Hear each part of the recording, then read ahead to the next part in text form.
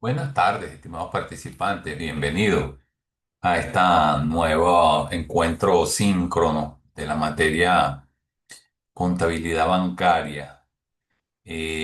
Hoy es 19 de febrero. Teníamos pautado para hoy.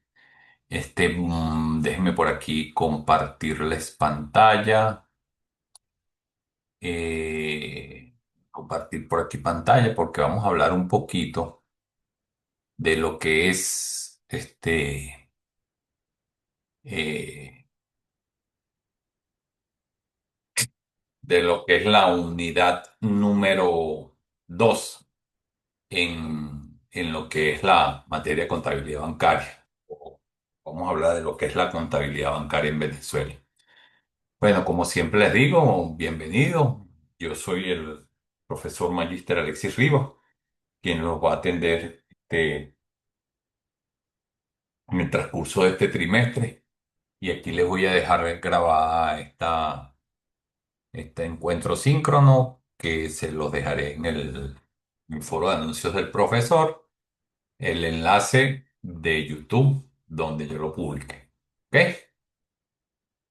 En este momento ya comencé a grabar, aunque no se ha conectado ninguno. Bueno, ya yo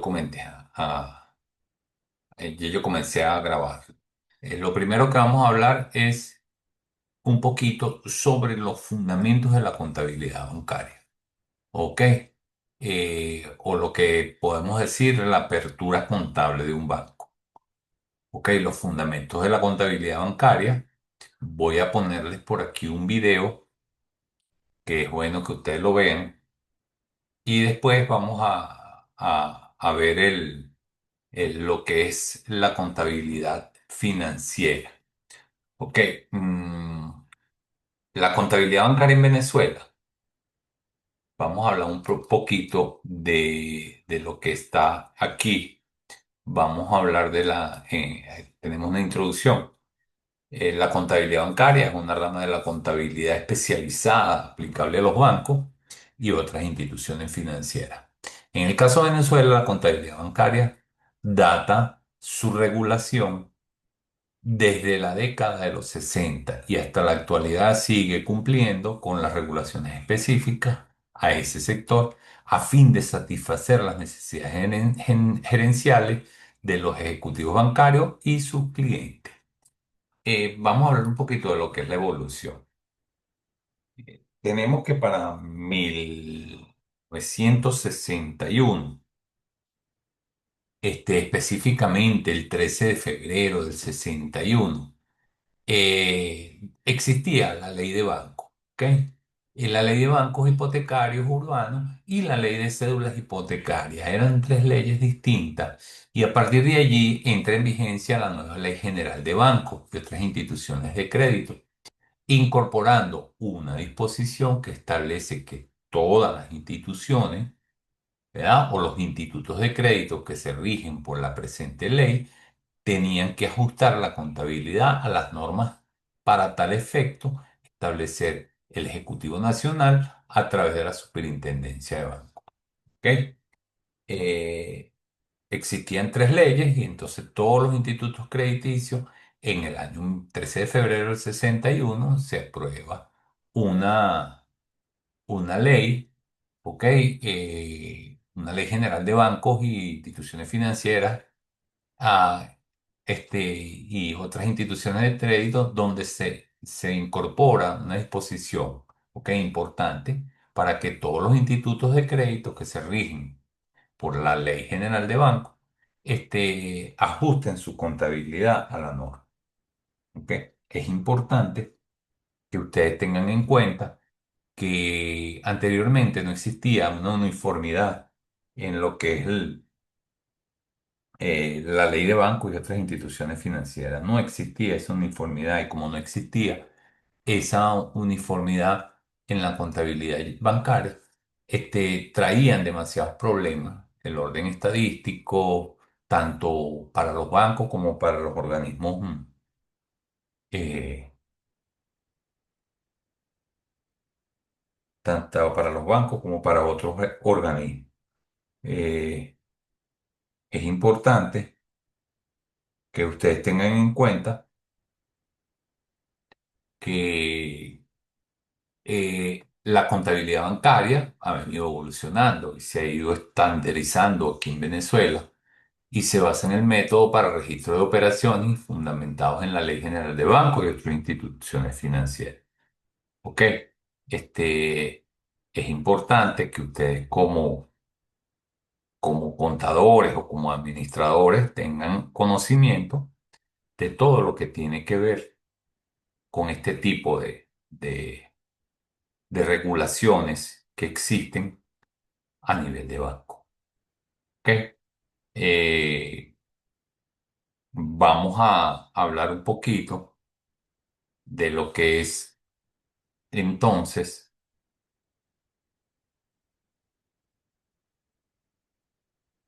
de lo que es entonces la ley de banco, o hablando de que el 30 de junio de 1966,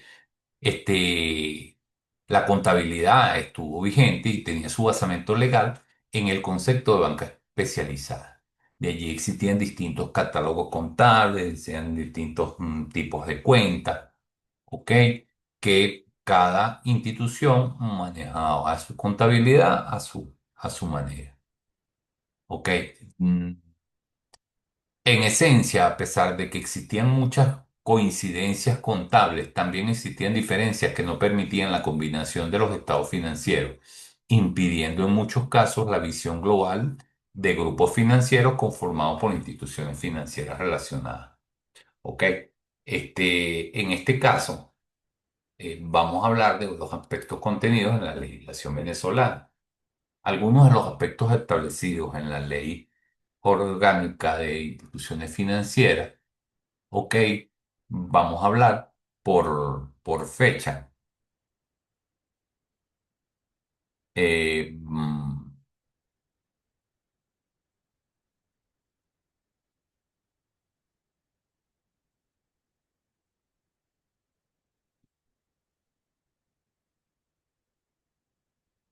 Vamos a hablar por fechas. Fíjense lo siguiente. En la ley de 1940 se le exige por primera vez mantener el encaje legal. Se fija un límite máximo de obligaciones bancarias de 6 veces el capital pagado y reserva. En lo que corresponde, avanzando después al año 1961, se aumenta el capital mínimo de los bancos, se establecen límites máximos de las inversiones y se hace extensiva la intervención gubernamental al proceso de promoción de bancos. En la ley de 1970 se aumenta el capital mínimo de los bancos, establece la prohibición que existía en la ley de 1961 de tener obligación que sobrepasaran 6 veces el capital pagado y reserva, fue cambiada por una relación de deuda a capital de 8-1, facultando al Banco Central de Venezuela para ampliarla de 10-1. Se ampliaron los plazos en las operaciones de crédito. El objeto fundamental en 1974, el objeto fundamental de esta reforma, estas son las reformas que sufrió la ley. ¿Ok? Eh, Fue introducir los cambios necesarios para que los bancos y las demás instituciones de crédito pudiesen realizar operaciones previstas en los programas especiales de financiamiento acordados por el Ejecutivo y en las condiciones en que se asuman los riesgos que se originan del financiamiento. En 1975 o para 1975 se aumentan los capitales de mínimo para operar y se aumenta la capacidad de endeudamiento de la banca comercial, fijando 20-1 la relación pasivo-capital. En 1984 esta ley eh, fue reformada nuevamente y se permitió a los bancos comerciales otorgar créditos para financiar inversiones o programas agrícolas con garantía real y en un plazo de hasta 10 años. En el 88, ya un poco más cerca, se aumentan los capitales mínimos para operar y se deja en manos del Banco Central de Venezuela lo relativo a los encajes mínimos sobre los depósitos y otras obligaciones. En 1992 existe otra reforma que contempla grandes transformaciones en las instituciones bancarias y financieras y su principal característica es que los institutos financieros puedan hacer todo lo que no está prohibido expresamente en la ley. Se establece un capital mínimo en relación a los activos operativos de los bancos e instituciones de crédito de un 8% y aumentaron a los requerimientos de los capitales mínimos. Esto en cuanto a las reformas eh, que han habido en la legislación venezolana. ¿Cuáles han sido los retos más fuertes de la contabilidad en Venezuela? Muchas operaciones se registran por su forma jurídica y no por su sustancia económica. Las operaciones efectuadas por los bancos se registran por la forma de su contratación, de las costumbres, sin reparar en la posición de la entidad receptora de los fondos. ¿Qué quiere decir esto? Muchas operaciones se rigen es por la forma jurídica y no por su sustancia económica, no por su relación económica. ¿Ok? Tenemos que también proliferación de catálogos según el tipo de entidad financiera. Cada entidad financiera tenía un catálogo de cuentas. eh, y esto traía, no había uniformidad en lo que era la contabilidad de los bancos hipotecarios, de los fondos de activos líquidos y de las arrendadoras financieras. Eh, la codificación contenía un exceso de número de dígitos y poca autonomía para su aplicación particular. O sea, las cuentas tenían una cantidad de dígitos, cada dígito o cada cantidad de dígitos identificaba el tipo de cuenta.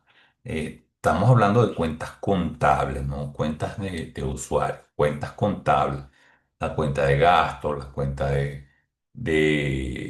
intereses, la cuenta de donde se registran las operaciones bancarias tenían demasiados dígitos y la contabilidad era muy borrosa en ese particular.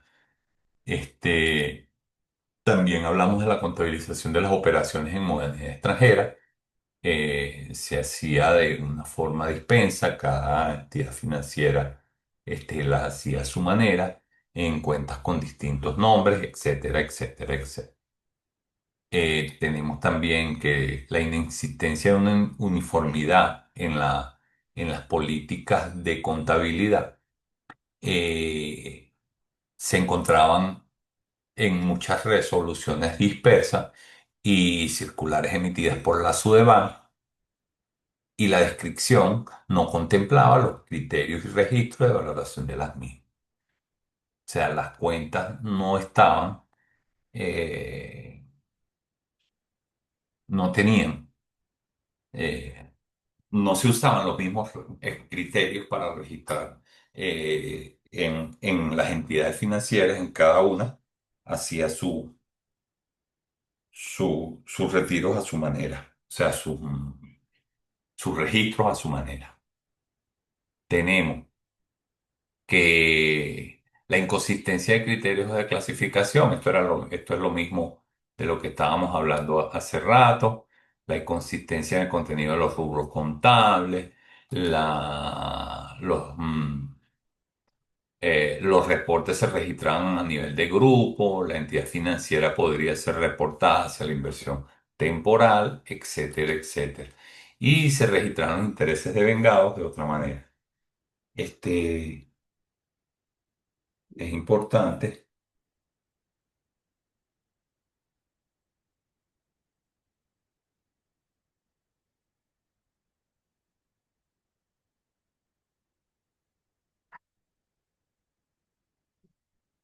que tengamos en cuenta que las instituciones financieras, habían cuentas o pasivos, o respectivamente otras cosas que no eran registrados, o el grupo no los, de cuentas no los registraba. Ok. Tenemos también, vamos a hablar aquí de lo que es el catálogo de cuentas.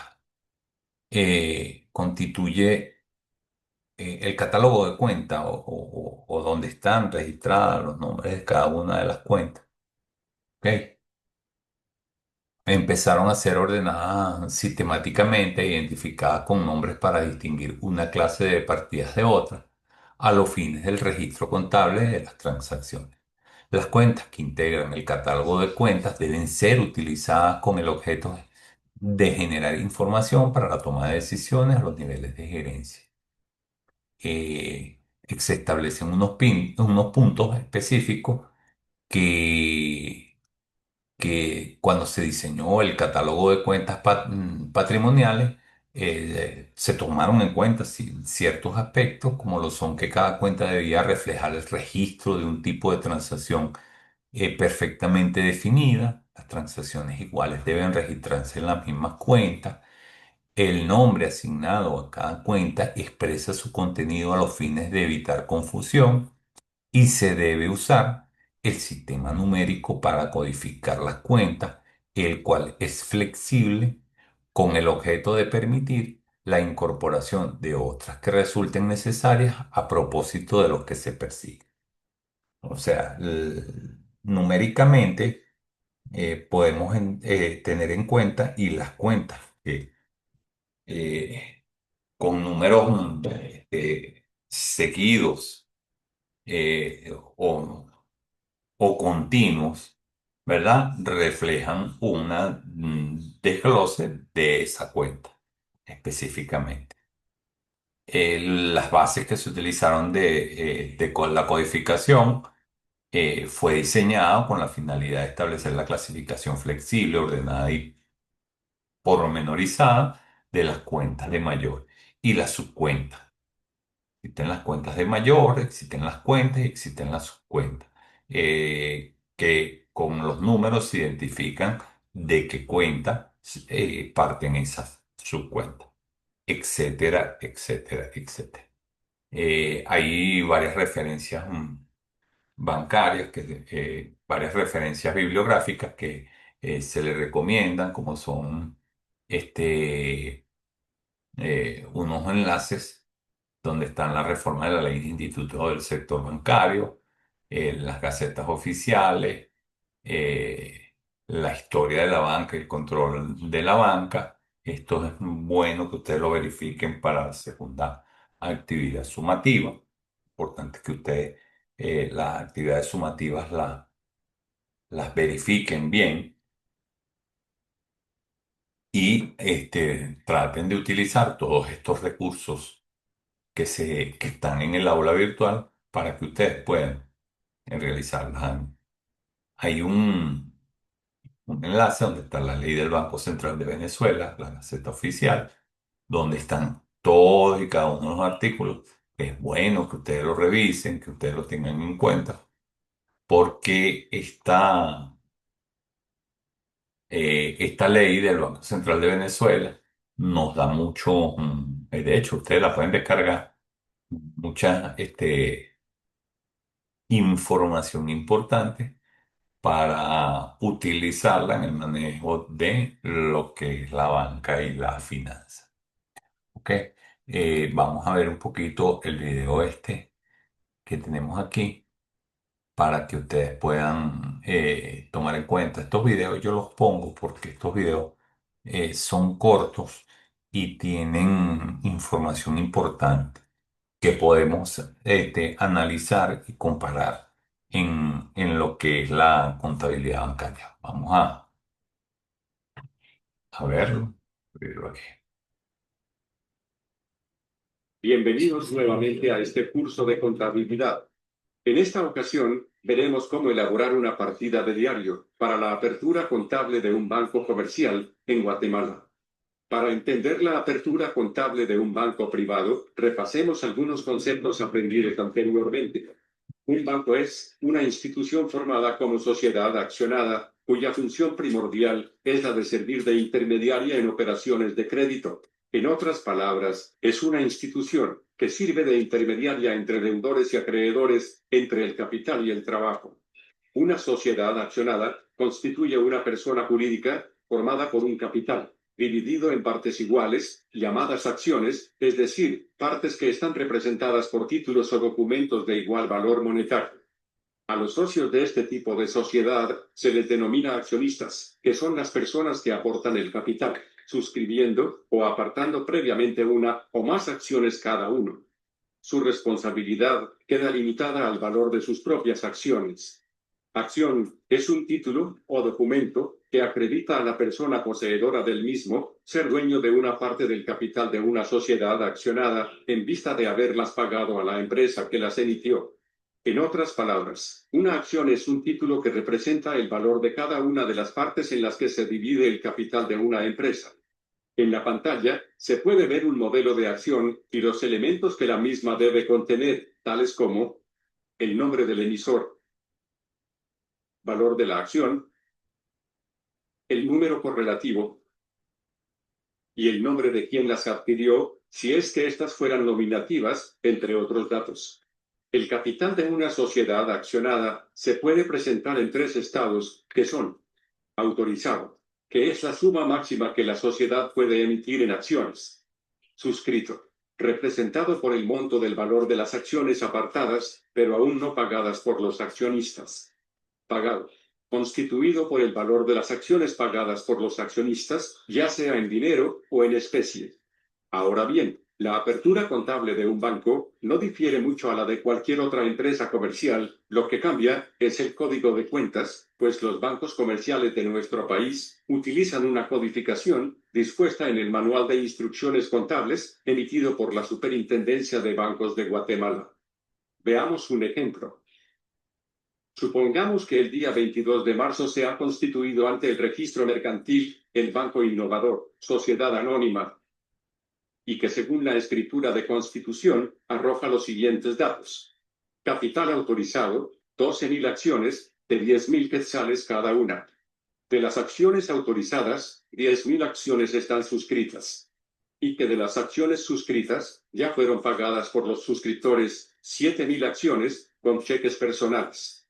Si se tratara de una empresa comercial, no bancaria, las partidas de diario que se correrían serían las siguientes. En el asiento 1, por el capital autorizado, se cargan las acciones por suscribir, por 120 millones de quetzales. Y se abona la cuenta capital autorizado, por la misma cantidad. Recordando que toda partida de diario debe llevar el número de asiento o partida, la fecha en que ocurre la operación, y una breve explicación, y que la suma del debe es igual a la suma del haber. En la partida 2, por el capital suscrito, se carga la cuenta suscriptores de acciones, con 100 millones de quetzales, y se abona la cuenta acciones por suscribir, por esos mismos 100 millones. En la partida 3, por el capital pagado, se carga la cuenta capa, con 70 millones, y se abona la cuenta suscriptores de acciones, con la misma cantidad. Al hacer los traslados al libro mayor, las cuentas tendrían los siguientes saldos. La cuenta acciones por suscribir tendría un saldo de 20 millones, porque tiene un cargo de 120 millones en la partida 1 y un abono de 100 millones en la partida 2. La cuenta capital autorizado tendría un saldo de 120 millones por el abono que tiene del lado del haber en la partida 1. La cuenta suscriptores de acciones tendría un saldo de 30 millones, dado que tiene un cargo en la partida 2 de 100 millones y un abono de 70 millones en la partida 3. Y la cuenta caja tendría un saldo de 70 millones debido al cargo que tiene en el debe en la partida 3. Pero en una contabilidad bancaria se buscan los códigos representativos a cada una de las cuentas, así. Como vemos, la cuenta caja tiene 70 millones del lado del debe, y el código de esa cuenta, según en el manual de instrucciones contables para esa cuenta, es la 101 caja, y su respectiva subcuenta, caja principal.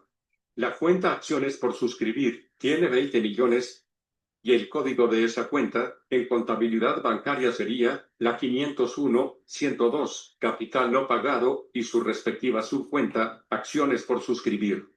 Mientras que la cuenta suscriptores de acciones tiene 30 millones y el código de esa cuenta es la 501-102, capital no pagado, pero con su subcuenta suscriptores de acciones.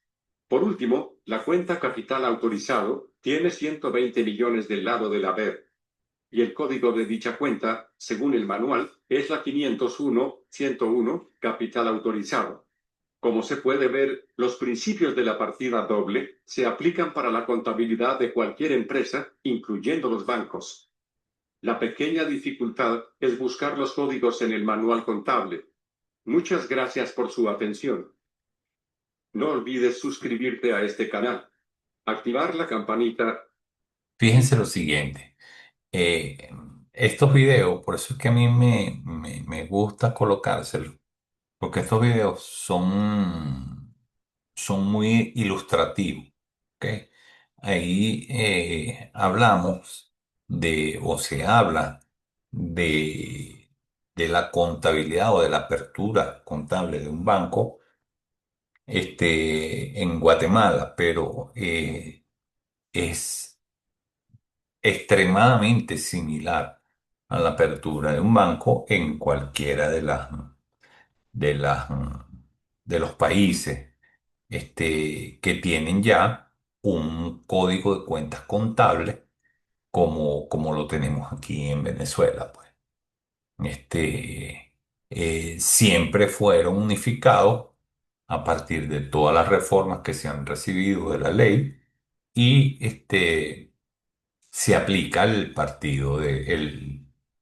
principio de la partida doble, donde las cuentas deben cuadrar o deben tener el mismo monto por el debe como el mismo monto por el haber.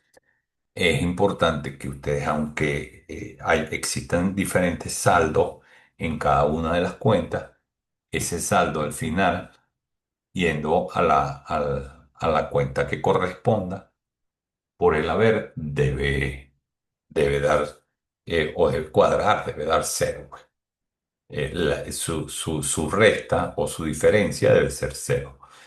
En este caso, eran 120 millones establecidos en tres cuentas distintas y después todas llevadas a capital pagado.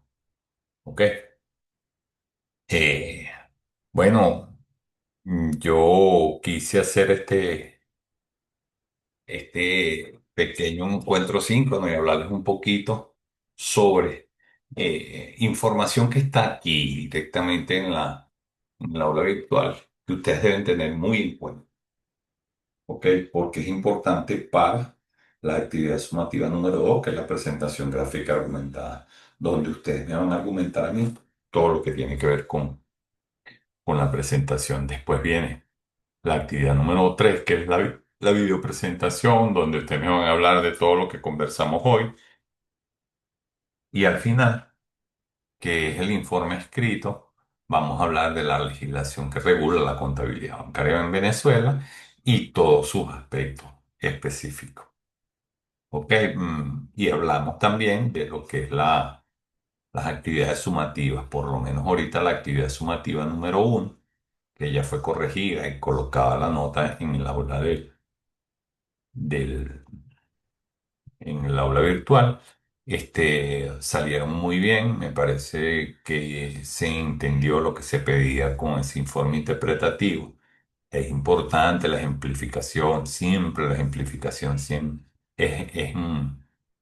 es muy ilustrativa y muy enriquecedora a nivel de conocimiento. Bueno, nos vemos en el próximo encuentro síncrono, la, el día 5 de marzo, a esta misma hora. Un abrazo grande y que Dios me los bendiga. Voy a dejar de compartir la pantalla y voy a dar por finalizada la reunión para todos.